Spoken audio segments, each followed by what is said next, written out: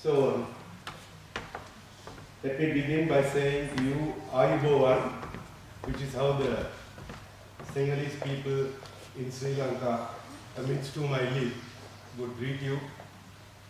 And again, Namaskaram, as my extended family in Tamil Nadu, in India, would greet you. And again, as Namaskar, as they greet you on Air India, and I think all of you will understand that very well.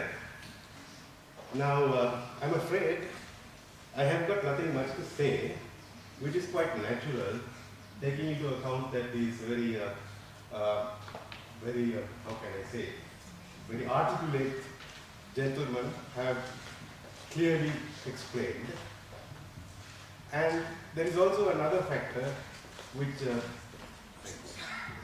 that makes it difficult for me to take up too much of your time, which is that basically I find I spend most of my time counseling for the last maybe 35 years, and what I find is that the more work I do, the less I have to say.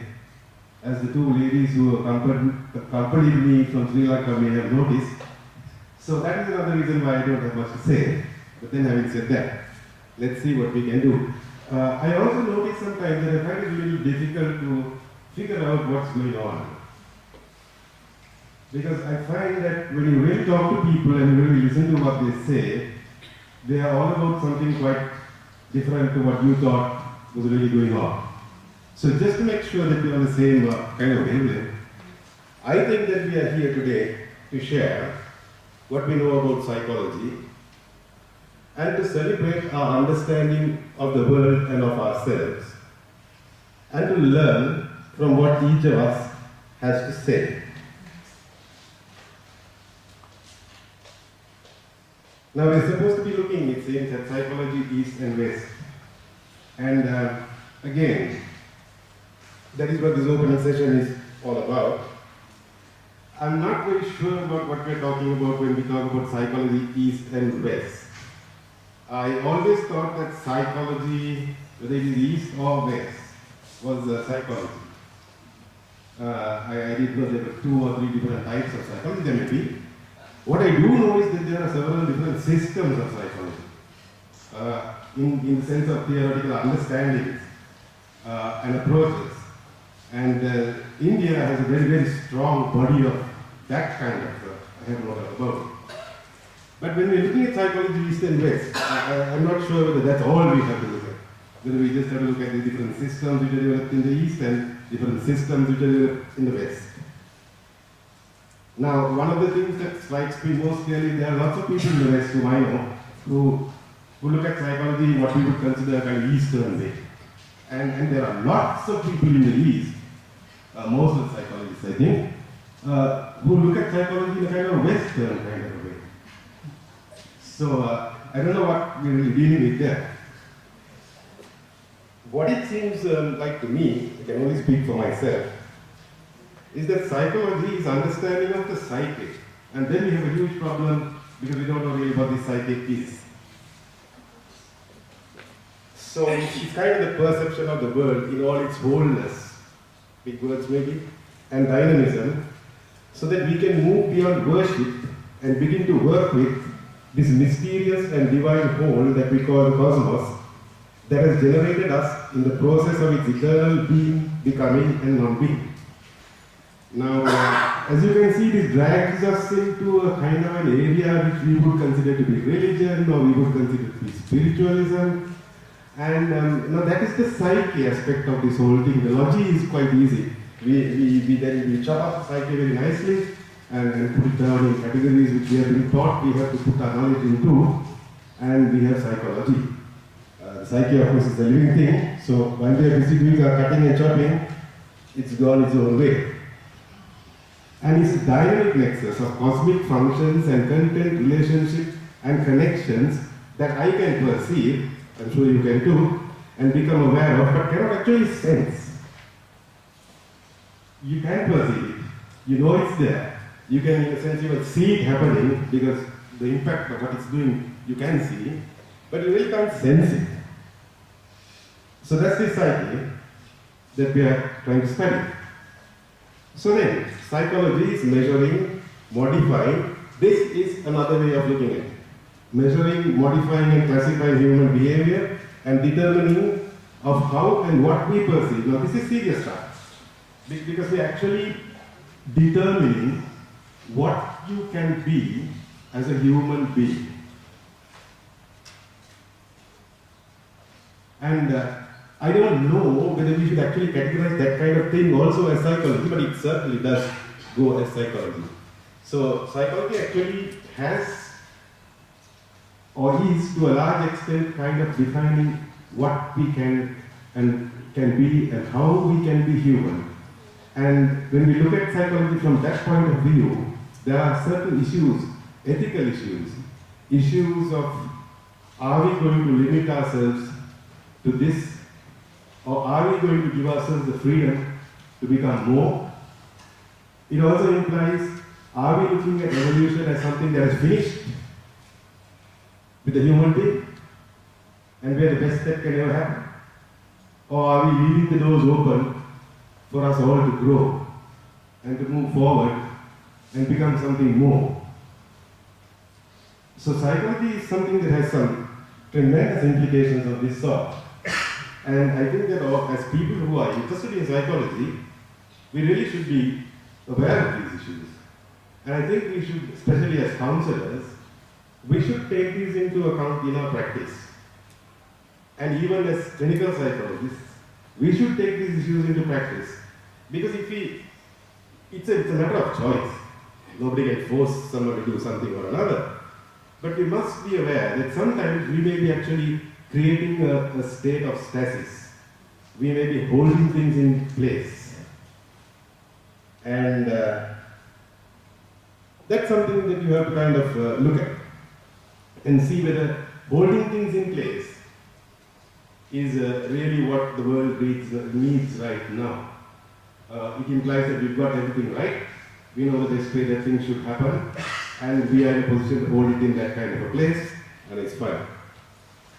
Now, this is sort of what I'm elaborating. The first one is wider and deeper in its scope and more complex and sophisticated in its content, and it seeks an increase in functional and perceptual capacities. The second is sharply focused and dedicated to deterministic interventions and achievement of conformity. So when I look at psychology, these are some of the concerns. It's not a matter of east and west. It's a matter of are we committed to growth and a forward motion towards something better than we have done, or whether we are trying to we sometimes make interventions to bring somebody back to where that person was. To me, that looks like a kind of a tragedy. Because this person, sometimes the very symptoms of his distress are what we diagnose as an illness. And he is struggling to come out of something and get into something better. Now, instead of helping him along, we bring him back to where he was. And I don't know where that's really taking things. And at a larger level, we are doing this to ourselves. Because our entire culture and the structures of the societies that we have generated are geared to do precisely this. Generation after generation of people who think pretty much the same way. There is no firm push, go forward, be different, search out better ways than we have ever been able to dream. That kind of thing doesn't happen. And it happens in a very ugly way. If you go to any college, if you go to any place where young people are growing up, you see how horribly oppressed they are. They are pushed down. They are not allowed to speak. And their ideas sometimes are ridiculed. Now, as psychologists, I think we should do something about this. I don't think we should tolerate it. And I do not think we should actually support it and sort of make it the status quo. I think we should make a move to create the kind of spaces that will enable people to come out and grow. And I was reading a paper when I came across my play, and there was an article complaining that the spaces of tolerance are decreasing. Now that's exactly what I'm talking about. It can be very serious. If the spaces for tolerance decrease, then we will not be able to think, and we will not be able to talk. We will have to think in a particular way that is determined by somebody else, and we will have to say the kind of things that are acceptable to somebody else. So as psychologists, I think our whole field is changing. I think the way we work is changing. I think we are going to have to become the people on the front line of human perception who actually show people what is possible, help them to go and make these possible futures real. Something was mentioned about my interest in this whole question of global warming, civilizational transformation. I will be speaking more about that later. I'm just looking at this whole question here of what is this psychology? Is it just East and West, or is it something bigger?